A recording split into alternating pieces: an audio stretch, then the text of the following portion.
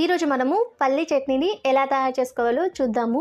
ఒక్కసారి ఈ స్టైల్లో పల్లి చట్నీ చేసి చూడండి. ఇడ్లీ, దోశ, వడ ఎందులోకైనా టేస్ట్ అయితే చాలా బాగుంటుందండి. పల్లి చట్నీ తయారు చేసుకోవడం కోసం ముందుగా ఒక ప్యాన్లో ఒక 1 టేబుల్ స్పూన్ వరకు ఆయిల్ని హీట్ చేసుకోవాలి. ఆయిల్ హీట్ అయిన తర్వాత ఇందులో 1 కప్పు వరకు వేరుశనగ పప్పును వేసుకుంటున్నాను. ఇలా వేసుకొని లో టు మీడియం ఫ్లేమ్ మీద వేరుశనగ పప్పు బాగా క్రిస్పీగా ఫ్రై అయ్యేంత వరకు ఫ్రై చేసుకోవాలి. ఇలా వేరుశనగ పప్పు బాగా క్రిస్పీగా ఫ్రై అయ్యేంత వరకు ఫ్రై చేసుకోవాలి. ఇలా ఫ్రై అయిన తర్వాత దీన్ని ఒక మిక్సీ జార్లోకి ట్రాన్స్ఫర్ చేసుకోవాలి.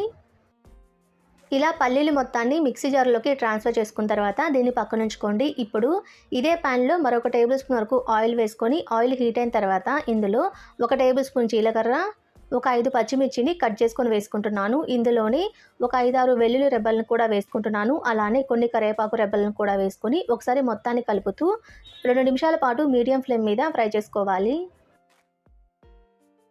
ఇలా 2 నిమిషాల పాటు మీడియం ఫ్లేమ్ మీద ఫ్రై చేసుకుంటే పచ్చిమిర్చి బాగా ఫ్రై అవుతాయండి.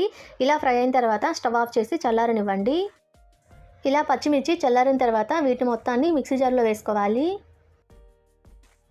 ఇలా మిక్సీ జార్లో వేసుకొని ఇందులో మీ టేస్ట్కి సరిపడినంత సాల్ట్ వేసుకోవాలి. అలానే కొంచెం చింతపండుని కూడా వేసుకోవాలి. చింతపండు అనేది మీ పులుపుని బట్టి వేసుకోండి. ఇలా వేసుకొని ఇందులో కొంచెం నీళ్లు పోసుకొని మెత్తటి పేస్ట్ లాగా గ్రైండ్ చేసుకోవాలి.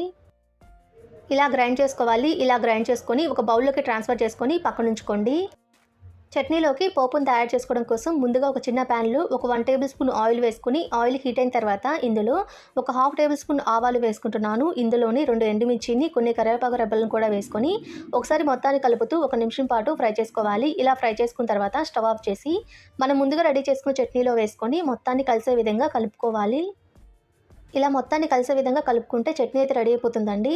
ఇలా రెడీ చేసుకున్న చట్నీని వేడి ఇడ్లీ, దోశ, వడ ఎందులోకైనా టేస్ట్ అయితే చాలా బాగుంటుందండి.